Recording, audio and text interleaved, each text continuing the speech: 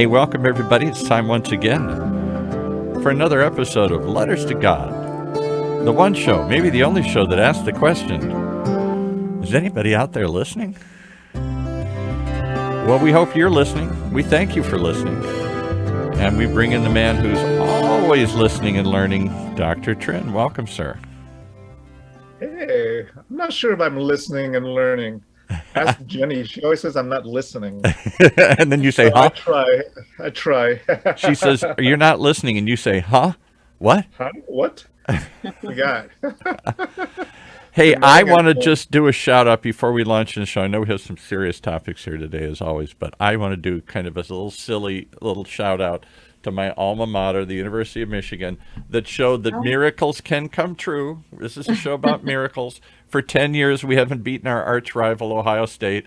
Over the weekend, we did it. We beat Ohio State. First time Really? in 10 years. And we were underdogs throughout the whole thing. We did it. So there you go. That's Congratulations awesome. to the Michigan Wolverines. Yeah, congratulations. I know it means a lot to everybody back there. It used to mean a lot to me. It doesn't mean as much. I haven't been back there in a million years, but, it's hard to believe how much faith and hope people put into a silly football game. Maybe that's what takes the place of letters to God here. Yeah, I'm sure there were a lot of letters to God that weekend in the state of Michigan. Please, God, don't let us suffer one more year. Let us do something here. Exactly. That is amazing because I know the pain going through with I'm from USC, so we always looking, to And they like lost, beat I think, this UCLA. year. Yeah, they lost this year, I think. So I I'm sorry. know, so that wasn't fun for us. It hasn't been fun much for USC football, but you will get a new coach, so we'll see what happens. We'll see what happens. Well, But we were ready to... congratulations on Michigan. That's awesome. Michigan, go blue, go blue. All right, so Yeah, go blue. Beat It's the called the Buckeyes. Christmas. It's called the Christmas miracle. it was a Christmas miracle. Yeah. But but it leads to a serious topic, and I know you got a thing to talk about this morning here, and maybe we'll work this in. What do we pray for? And what is important in our life? Is it health and happiness, or is it wealth and beat UCLA? All of that. All the Depends above. on the day, right? The day of the game, that's all we want. That's all we want that day, please God. That's right. All right, so bring in your guest today here. Who's joining us? Yeah, Maggie is a good friend and fellow charity worker around the world, and she has she's the founder of a nonprofit that I'm involved with on the board and all that, and we have done a lot of work together. So what's the name? Well, we'll give us the Yeah. name and her name and the name of the project. Can't just say welcome. Welcome, Maggie. Would you like to introduce yourself Yeah, to the world? Yes. So it's Maggie. Maggie Hawley. Yeah. And so I'm the founder and president of Tam Ky Project. So that's the name of our nonprofit that Dr. Trin is also involved. So he's our chairman of the board Okay. for Tam Ky Project. And you say it so quickly, and I'm going to say it in an Americanized version. Is it Tam Ky? Tamky? Is that how it's spelled? Yes, Tamky, Tam Ky. So Tam Ky is the name of a city in Vietnam. Oh, okay. I was going to say, what does that mean? All right, Tam Ky is a city. And where is the city? In the north, in the south, in the central It's in the highlands? central of Vietnam. So it's a small town in the central of Vietnam. If you know where Da Nang is, it's about 45 minutes drive from there. And isn't that kind of the highlands? Isn't that kind of the poor Yes, it's getting area? closer to the highlands. Right. And I don't know why the highlands, or where Dr. Trin's always saying where he goes to do his Her tunnel. highlands, Tam Ky. Yes, so from Tam Ky to the closest highland is about 3 hours drive, but we do a lot of work in the highlands. So that's where Dr. Trin and I do a lot of work for the people in the highlands near Tam Ky. So it's from 3 to 5 hours drive. So before you tell us did you why, yeah. Yeah, why did you choose that area to do Tam Ky? Why not another location? Why Tam Ky? Or So you're no Tam fun? Ky is the name of my hometown. That's where I came from. I grew up there pretty much. So I came here when I was almost 18, and that was 30 years ago. But Now I'll have to say that can't be 30 years ago. You still look 18. All right, so we have to oh, throw that Wait, in there. 18 yeah, plus right. 30. Thank That's you. Oh, you're No, young. stop doing the math. Oh, sorry. Young. But yeah, so I left there. You know, I know the poverty in the highlands, and you know, I'm having a good life here, and I wanted to give back, and don't know where to start. Right, everyone need helps, and Right. where do you start? So I started there because I still have a lot of friends and relatives still there. So I found a good group of volunteers that helped me to do other projects. So that's how I name it. Just started helping out with my hometown people. But So it let me started ask you a from couple other setup kind of questions, and then Dr. Trin, you sure. can talk more about some of this. All right, so you came when you were 18. Why did you come to America? How did you come to America? And how did you decide to go back and help? Those three questions. Because most people, there's wonderful immigrant stories. We've had many on this show. We've talked about them in other shows. You know, America's pretty much a land of immigrants here. If not first generation, you go back 2-3 generations. Most of us, other than the Native American Indians that lived here, most of Right. us came from somewhere else. And I'm always fascinated to hear the immigrant stories. So let's start with yours. Why leave the Highlands? How do you leave the Highlands and come to America? Um, just to clarify, I wasn't actually in the Highlands. Okay. It's about 3 to 5 hour drive from there, so it's a small town. But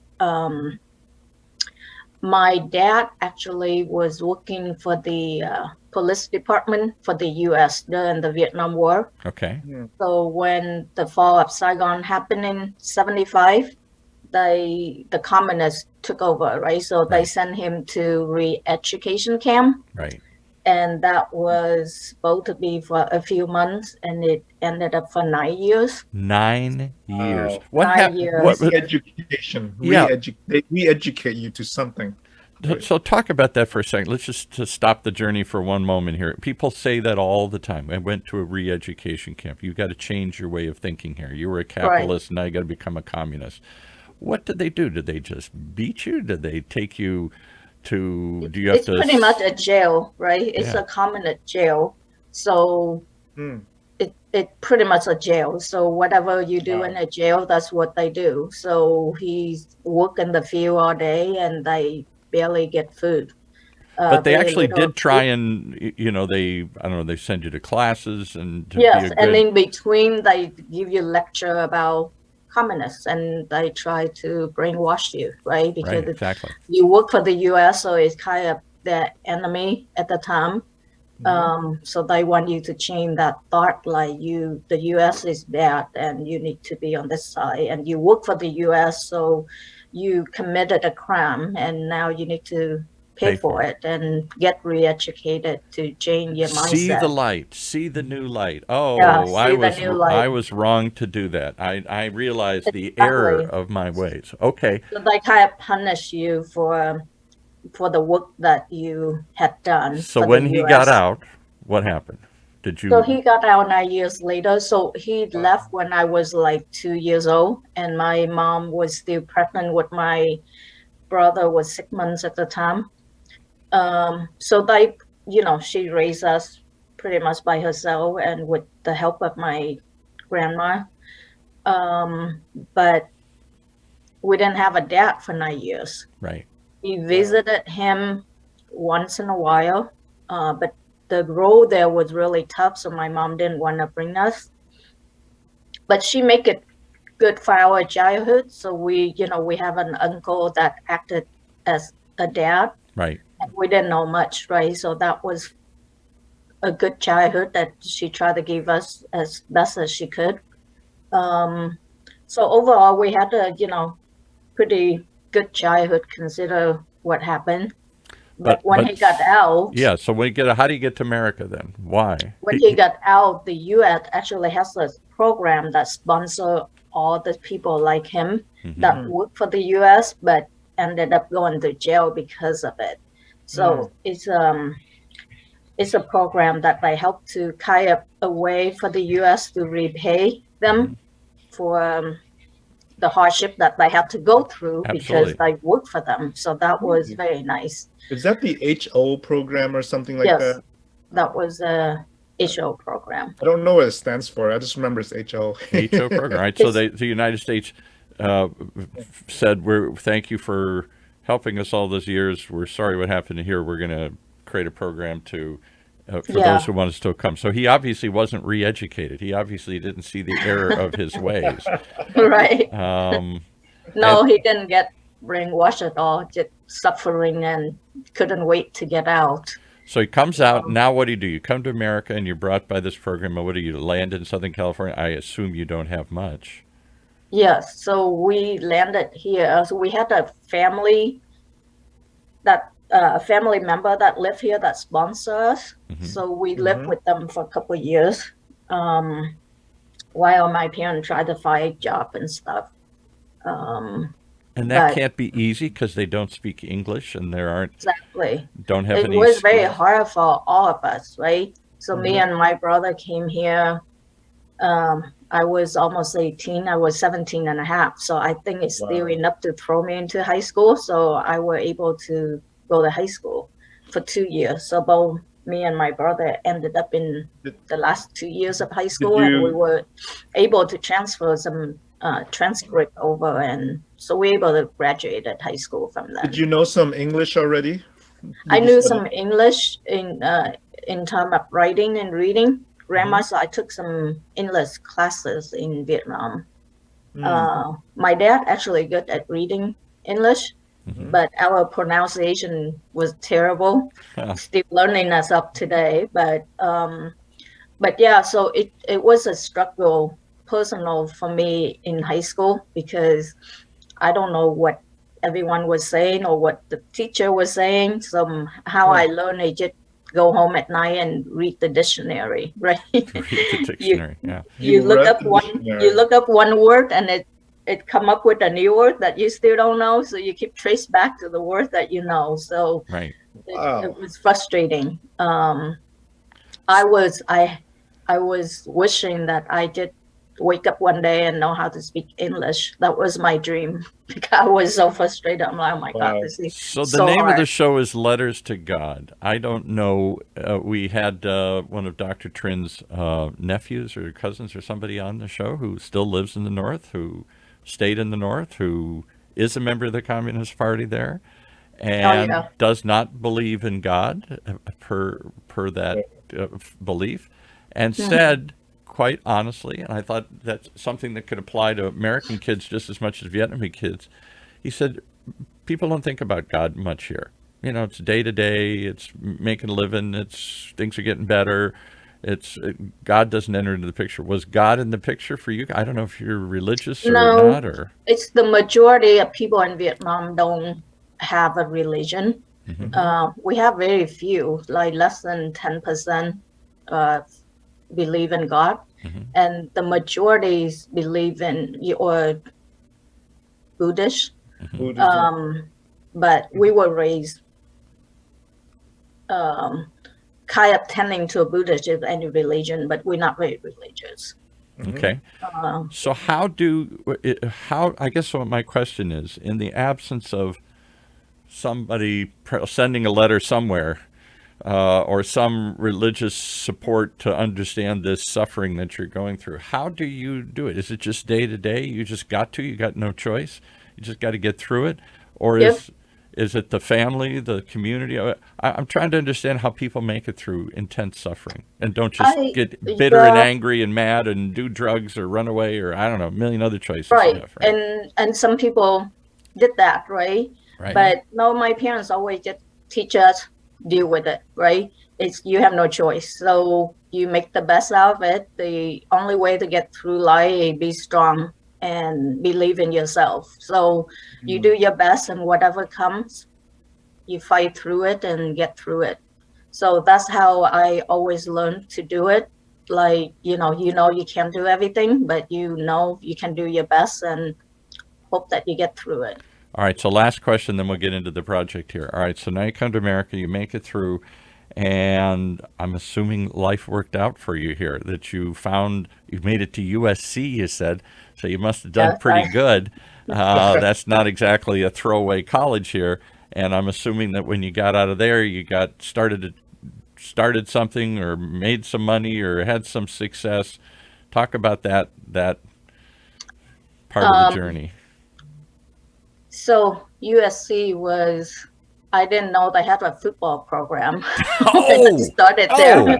I just talked about Michigan here. You didn't even know they had a football. They had a wonderful football program for years. Yeah. Right. National championship. Funny story, but so I was struggling with English in high school, but I was able to graduate with almost straight A. I only got 1B, and it was in driving class. So everyone was laughing at me. Asian driver, no survivor. Right?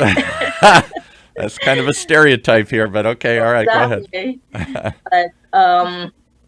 But anyway, I knew most of the stuff that I learned in Vietnam, so math was easy for me, and my math teachers at the time just keep giving me new tests to get me to the next level.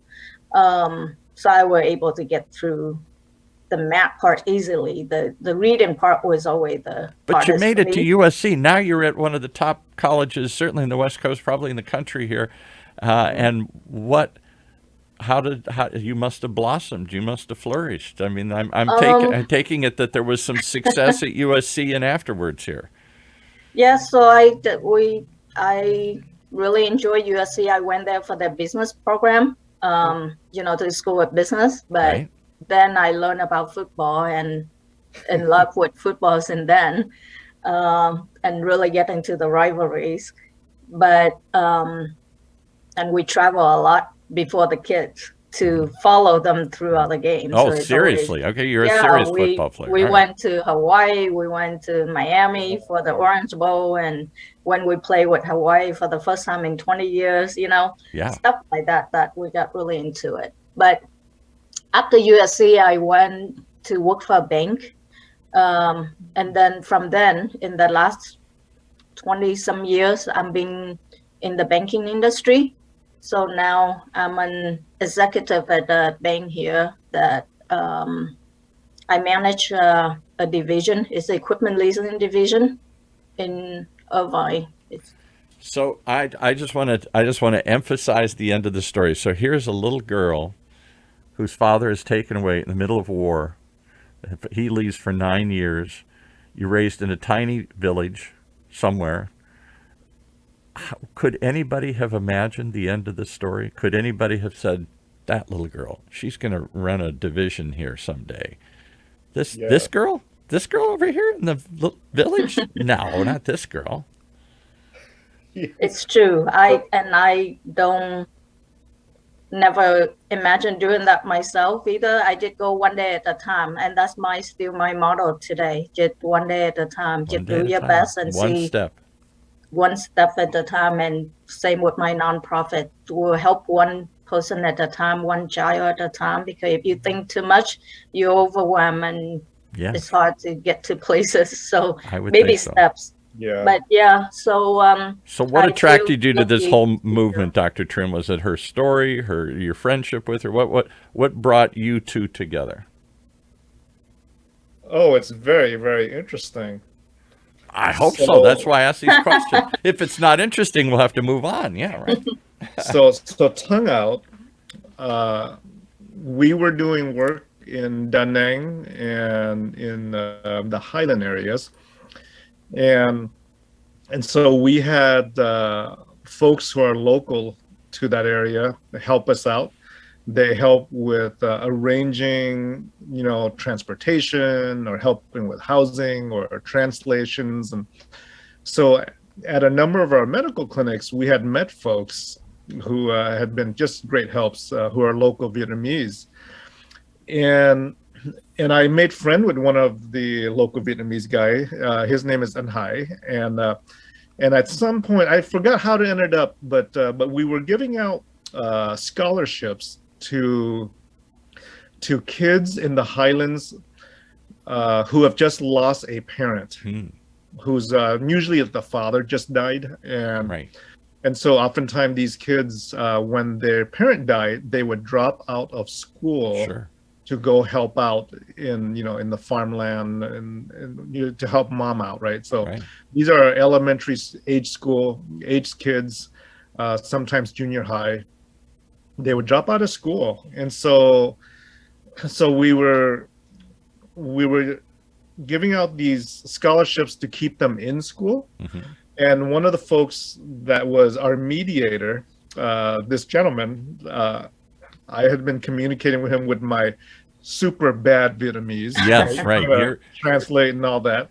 I've been communicating with him, and he was going around, giving out these scholarships, and so on Facebook, I connected with Maggie. I never knew Maggie at the time, and we didn't know each other.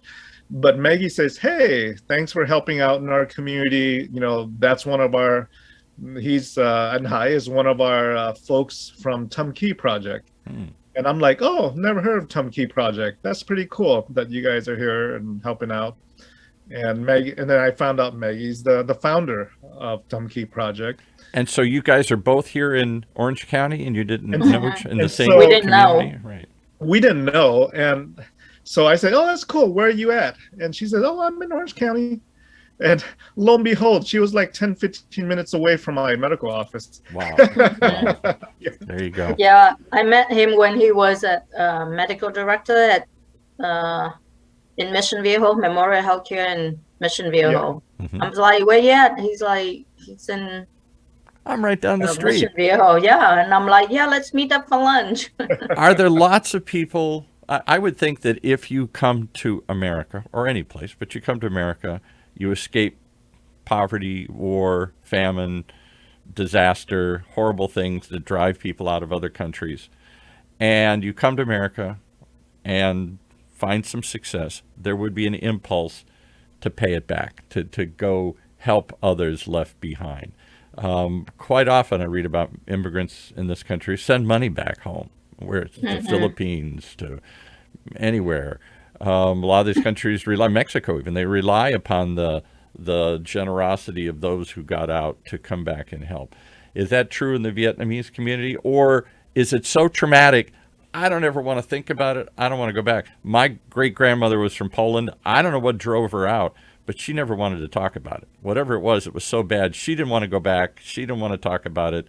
I'm sorry for the people back there, but I got out, and I don't want to hear about it. So how does the Vietnamese community react? Is it a little of that both, or are people generally supportive of trying to go back and help those left behind? A lot of people try to help. So most people come here, they want to send money back to help their family, especially if they still have immediate family there. That's part of their job. They come here and work and then send money back to help their parents, their sibling, or whatever. So we have a lot of those. But and does that just carry on for a generation? Because I doubt by the time it's the second or third generation, they have no connection to the community. No, it won't carry on. Yeah.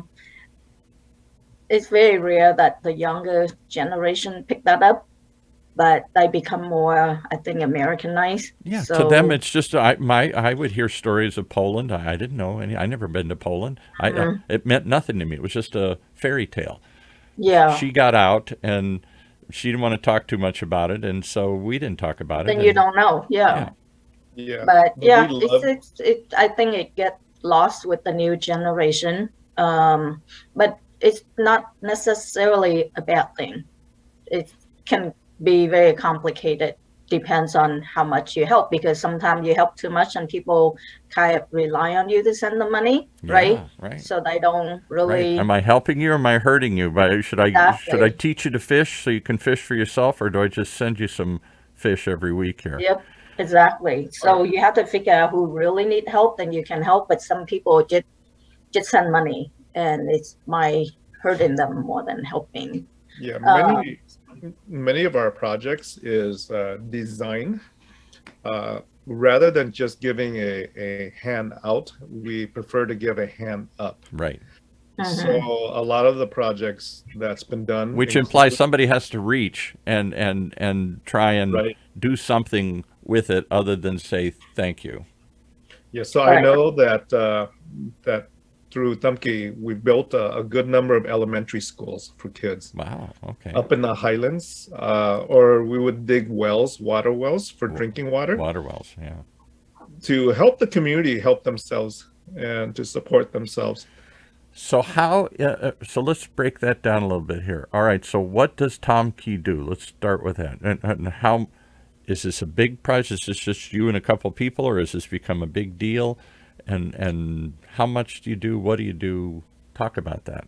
It's a small nonprofit, but I started about 8 years ago without thinking about it would become a nonprofit, right? So I just get a group of friends and try to help with the people there. Right. And then it grew. So I think the reason it grew a lot because people can follow their money. We're a small nonprofit, and our focus is on transparency. That's a key. So, Too often you give, and I don't know where it went. I send money to Africa, and it just falls down a hole. I have no idea. Exactly. And with bigger nonprofit, right? They just take the money and they put in that big project or whatever. But for our smaller operation, we have a volunteer team there that can do stuff for us on a regular basis. So if you send us $200 and you said you want to buy backpack for 20 people, 20 kids, then the team would go buy the backpack and bring it to the kids, take picture and send it back to you. There. That's what we did with your money right there. Right. Yes.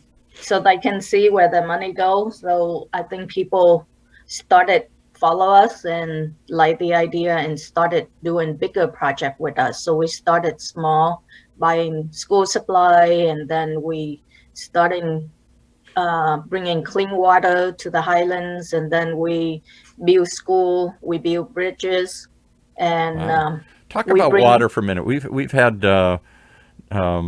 Nick from Water Wells on. Our Wells of Life, rather, on several shows, including this one. He's a good Irishman like me. He's a real Irishman. I'm just a third or fourth generation, part Polish, but mostly Irish.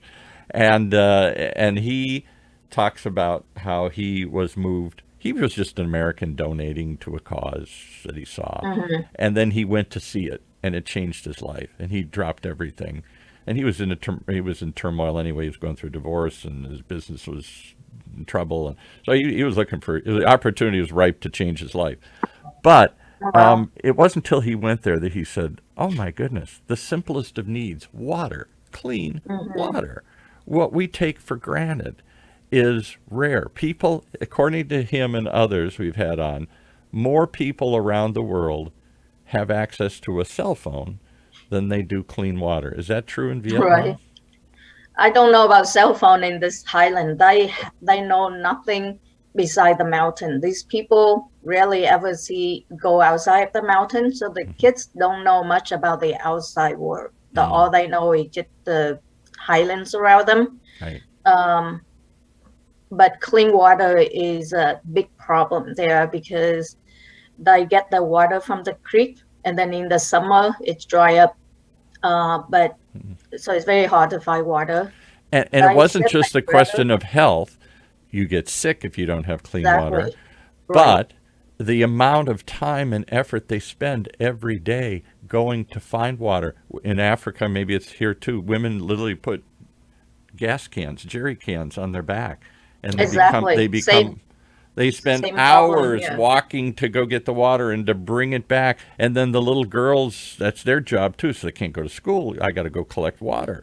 We got to have water every day. We got to go find water. And that becomes all you do all day long.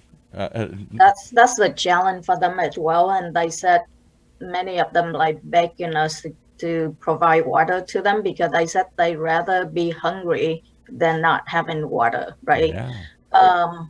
So the adults and the kids walk to the creek. Sometimes depends on the area, but sometimes for miles or 2 miles just to bring back they have like very small containers, sometimes just a water bottle. So they go there, they bathe, and then they bring back those filthy water for drink and cooking for the day. So they have to do that every day Every for a race. day. Can you imagine? Let's see, what are we going to do today? Well, I got no choice. I got to go spend half the day just going finding water and carrying it back. Exactly. Not a lot of choice to do something else with my life, to be creative, to start a business, to anything else, just to go to school. No. I got to just survive. And this is why poverty is still there, right? Yeah. Generation after generation. Right. And we did, for our mission, for our nonprofit, is we hope to bring in the good education for them, and hopefully one day they will get out of poverty. But that's And Nick kind of said our belief. once he started building the wells, he thought, well, that's easy. It was around $5,000 or $6,000 in Africa to come and drill. The water's not that deep. You don't have to go that deep, but nobody can drill. There's no drill, and they can't do it by hand to get down that far. It's too hard. So they come over and drill the well and go down 50 feet or 100 feet or something, and you find the water and bring it up. And then he said the next two priests said, but good, that's done. We got a well in that town. And then come back 6 months later, it broke because there's nobody to fix the pump. There's no mechanic. The little switch, the little simple something snapped, and the whole well is broken simply because there's no infrastructure to take care of it. So they had to create a team to take care of these things and fix them as they broke. And then the third epiphany was, okay, that took a couple of years. We're just drilling them. Then we realized half of them are breaking. So we got to make sure we maintain them. Then we got to teach them what to do with clean water, because they're picking up clean water now and they're mixing it in dirty bowls, or they're not washing their hands, and so they're still eating. They just went out and pulled all the cow poop out or something here, and whatever. I don't want to be too graphic, but they're intermixing all this stuff. And what good is it to have water if it still makes you sick?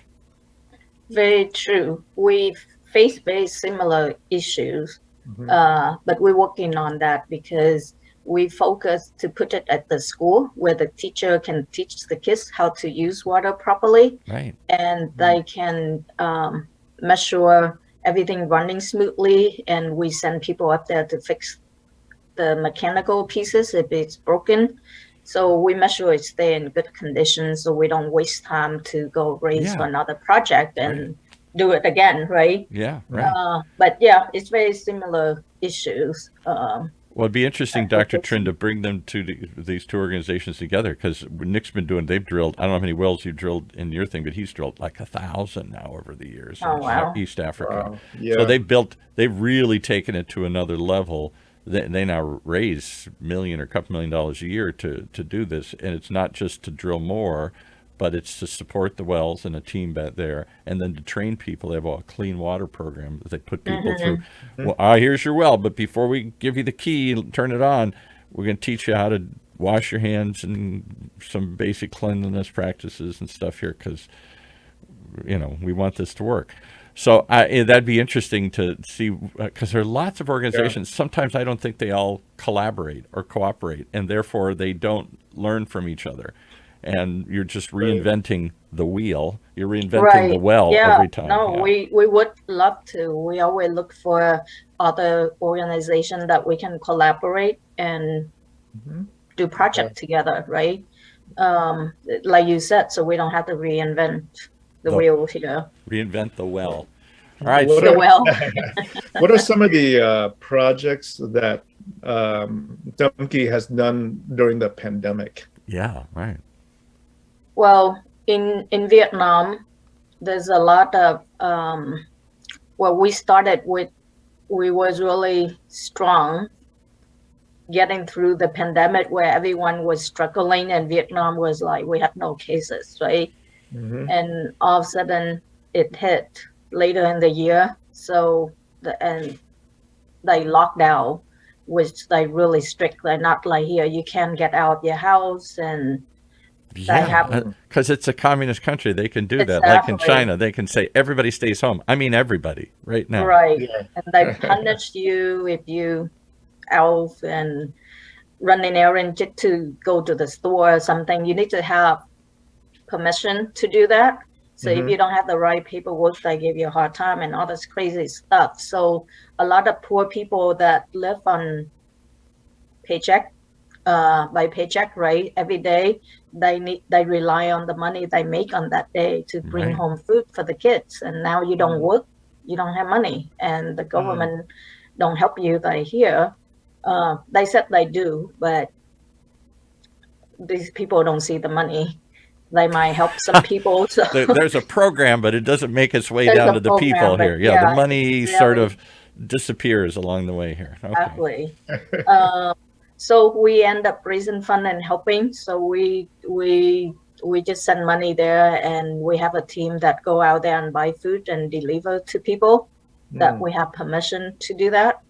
But we did a lot of that during the last year, but also this year. They got hit hard this year as well. How does the community respond? Grateful? Very grateful. Or resentful? Oh yeah, you think you made it, and I'm not going to take your money. And Oh no, they very grateful, and we've been doing that for them in the last 8 years. So they really appreciate it, and we always give with grace, right? We don't just say here the money. This is the volunteer that live there, so they they know the people. they right. very personable, and we get help everyone. It's not just the people in our hometown. We help the people everywhere, like from the north to the south to the central. So we started with our hometown, but Right. now we grow a little bit, then we help people pretty much everywhere that need help with. So what do you need help with right now? Where do you want to take this thing? Where is it just a passion project and you're going to help what you can, but it's going to stay small? Or do you want this to grow big and take on its own team? Then you become an organization, you got staff, you got fundraising, you got all sorts of other things. I know there's always a divide there, Right. It is a passion of mine, and I try to do what I can. So I probably won't grow it too big at this time. Maybe when I retire sometime later in life. But I have a full-time job, right? Very demanding job. So I don't have a lot of time. So whatever time I have, I devote to this nonprofit. I started 8 years ago, but we formed the nonprofit in 2016. And last year we got about 165,000 in donation. So it's not very big, but it's big enough for us. That's a lot of money for us to do tons of projects in Vietnam. And does the money go? I would think it goes much farther in Vietnam. 165,000 wouldn't go far in Orange County. Exactly. But in Vietnam, you couldn't build one school with $165,000. Exactly. For 20 to 25,000, we can build one school. Wow. Yeah. For the clean water project, depends on how small and big, but it go from 2,000 a project to 5,000 a project. Depends on the village that we're helping. So, we can help a lot. And then we also do scholarship program for orphans. So kids just lose their parents overnight, and they end up staying with their grandparents, elder grandparents that also live in poverty. Then they have to drop out of school, and then it's like 7 or 10 years old. They have to work on the field or whatever. That's another whole area. Talk about that, Dr. Trin. You must see that when you go not just to Vietnam, but to Haiti. I had somebody on this show a couple of years ago, and she had come back from working the Peace Corps. I didn't even think about the Peace Corps being in existence, but there is still American Peace Corps, and they'll send you to different countries, mostly to teach English or help do projects and stuff. So she went to South Africa.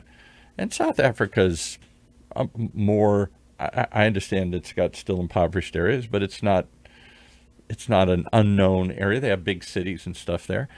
And she said what struck her was the amount of street children everywhere.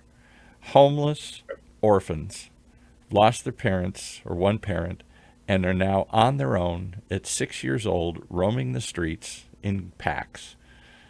Trying to dig through trash, trying to survive. And like we see wild dogs or wild cats, they're just packs of wild kids roaming the neighborhoods. I think most of Vietnam, the majority, the biggest age group of Vietnam are probably people under age 25 or so. I've read that like half the population is under 25 or something, some shocking number, large number. But of that, how many, let's talk about this homelessness. So if you lose a parent, you're in deep trouble. You may be just abandoned or on your own.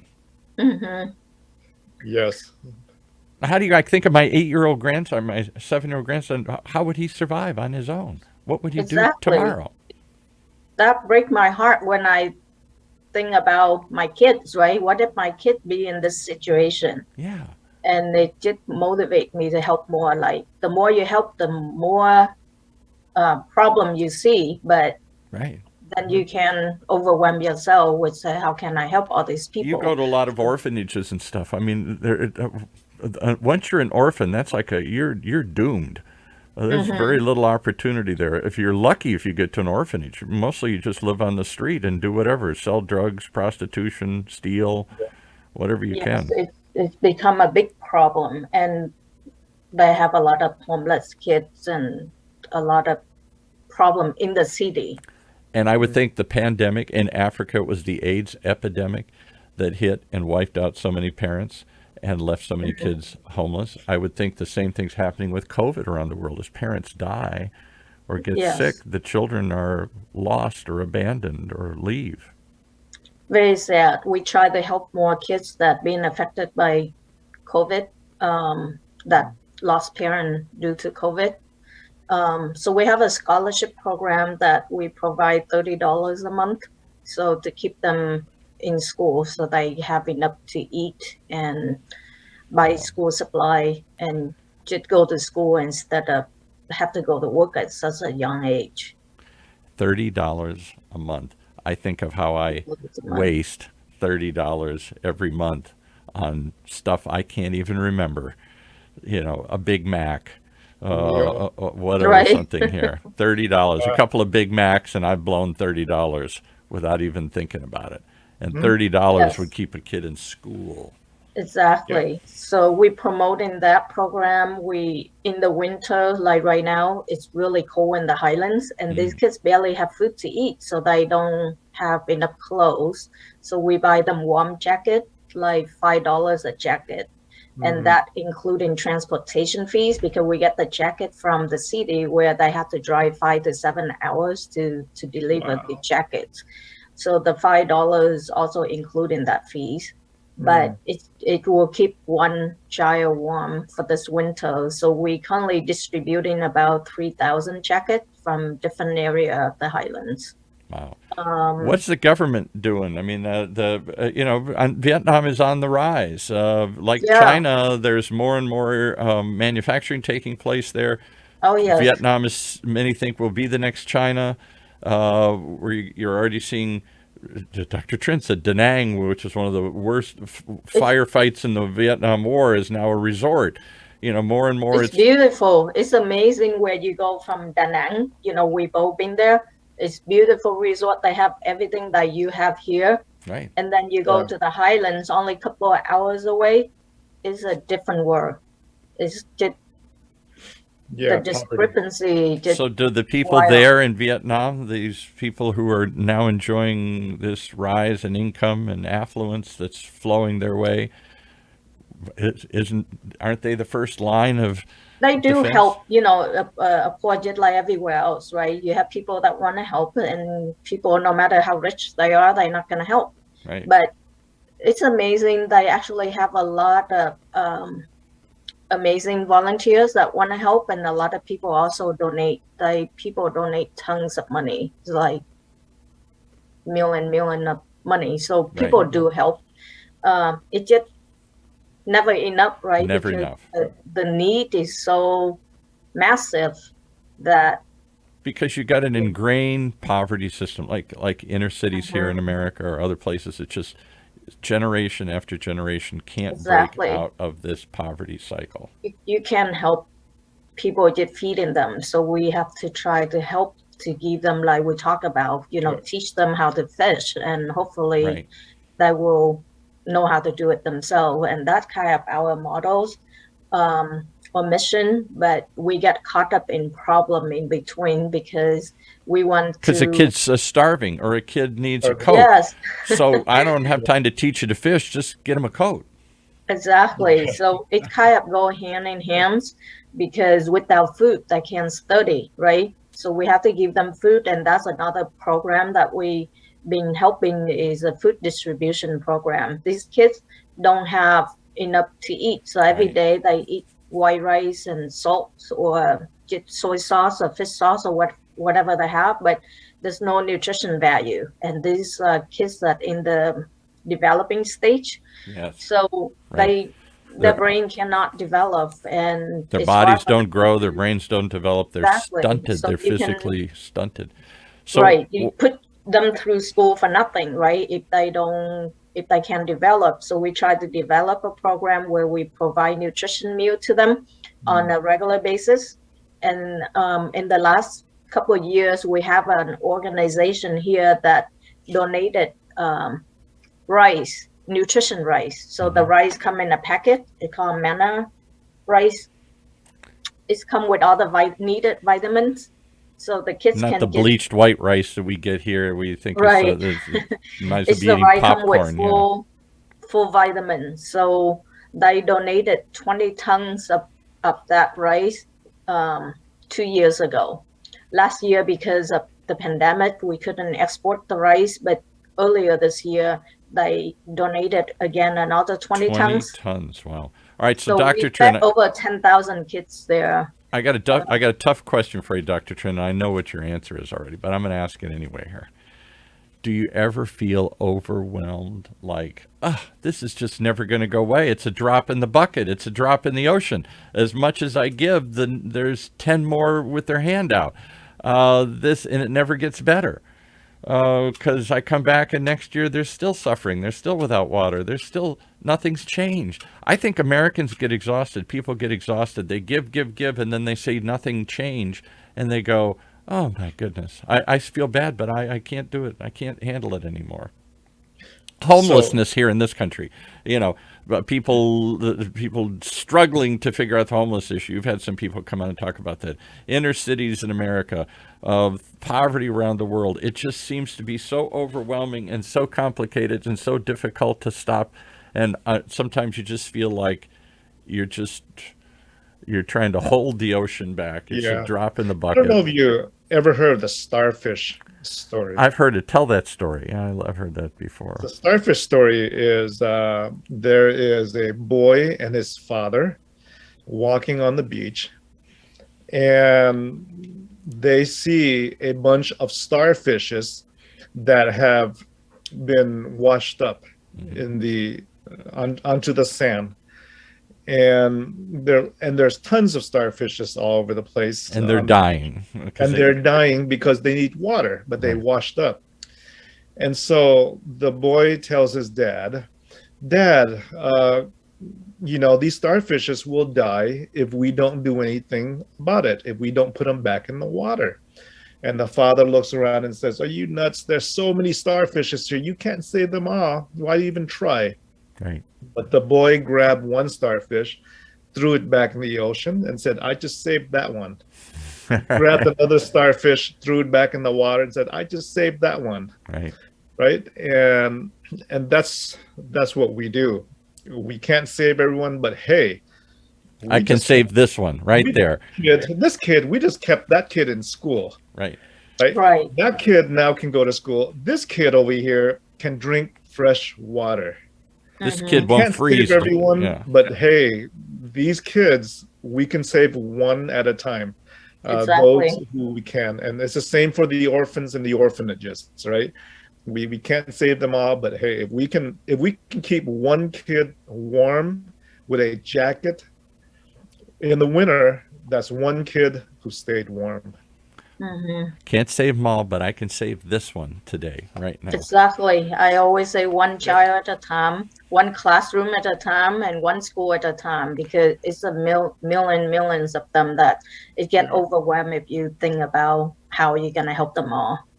Well, my hat's off to you. I applaud your efforts. How can people support you if they want to save one? What one thing can they do to save one child today? So we have several programs, but they can check out our website at tamkyproject.org. And spell that again. Spell it again. TAMKY Okay. project.org. All right. And I assume they can donate money, or can they give on an ongoing basis, or can they send supplies, or what is it you want? There are people listening right now that are moved and said, all right, you got me for 5 minutes until the world catches up with me and I forget about you. What can I do right now in the next 5 minutes to save 5 kids? What can I do? Send a check, send supplies, join. Donate money probably best. The problem with supplies, it costs a lot of money for shipping, and with the problem with shipping, global problem right now, it's hard to get there. So best is money, and we also transfer money to our volunteer in Vietnam, and they go buy the supplies for us. And do you have an ongoing problem? Can I give so much a month? Can I give you a credit card or something, or is it just one-time donation? Here's $5, go buy a coat. You can do project, like we have jacket project, we have scholarship projects that they can put a note in their donation, how much or what project they want to go to. And if they want to continue, we have some people that do it on a monthly basis, and some people do it on a quarterly basis. So we'll work with them to any type of donation or any way that from once to forever. You can make a one-time donation or an ongoing donation. Yes. But don't just sit back in horror and go, oh, how horrible. I'm glad you guys are taking care of it. Thank you for you guys. The problem's taken care of. That one's done. It's never done. Today Giving Tuesday, so we. Oh, that's right. Giving Tuesday. We fundraise for people that would like to give on Giving Tuesday. So we do the jacket project for $5 per jacket. We also do the cataract. We provide free cataract surgery for the elders, because these people live in poverty and they will never be able to afford a surgery. So they can't see. They're legally blind. They go blind procedure for no reason, just because nobody can come and cut the cataract off. Yeah. It's a simple procedure, but they can't afford, so they go blind. So we've been helping these people in the last couple of years, and Dr. Trin was involved in that as well. But it's just so rewarding, because these people just so thankful, so appreciated that they can see their family again. They see the world again. It's simple $50 per person, and that includes surgery fee and transportation fee and food and drink for them at the hospital for 3 days, because these people normally live far from the hospital. So we have car to go pick them up. And then if you donate $50, do you get a little card or a picture back saying, here's the starfish that you saved? Here's the person that, here's the picture. Yes, we can do that. We normally post picture of, what people donated, and they said they want to help 10 people, then we take picture of that 10 people and post it for them. They'll send you the picture of the eye that was taken out. I'm sorry. Close up of the cataracts. Well, what do you think, Dr. Trin? You were moved to support them. What do you do for them? What do you do with them? Do you do medical missions? Do you help them fundraise? Do you help them come up with project ideas? What do you do with them? A little bit of everything. We've done lots of projects together. We've built schools together, dug wells together. When our team is in Vietnam with Tongue Out, our medical team, Maggie's team help with all the logistics and transportation and all those different things. So yeah, we're kind of like sister organizations that jointly do projects in Vietnam together. Well, God bless both of you for a show letter to God. That clearly, for all these people who are somehow holding up their hands saying, can't somebody help me? Isn't anybody listening? Isn't anybody paying attention? You guys are. and the people who support you are. Thank you. And I applaud you for your effort, and I hope I got to do something. I got to go put something. I can't just talk about this. Now you're going to make me donate some money here. Spill the beans. Spill the beans. Well, all right, so thank you. One last time, name of the organization, Tam Ky, Tamky, tamky.org, and you can specifically put your money towards some project. You can see a variety of things you're doing. $5 you can get a coat. $50 you can keep somebody's from going blind. Sounds Yes. like a great return on investment. TamKyProject.org. Yeah, TamKyProject.org. Sounds like a great return on investment for all of us Americans. What do I get for my money here? Sounds like you get good bang for your buck here. Oh, yes. Yes, definitely. Very rewarding. Well, it's amazing story. Thanks for coming on. And take us out, Dr. Trin. All right, guys. Thanks for coming on, Maggie. Happy Thank you. Tuesday. What is it? Charity Tuesday? Giving Tuesday. Giving Tuesday. Yeah. Happy Giving Giving Tuesday. Tuesday. That's right. And Thank you, Paul, for definitely. having us. Appreciate it. Okay. We'll get this All up right, and we'll see what you we guys can do. take care. All right. Bye-bye. God bless. Bye-bye.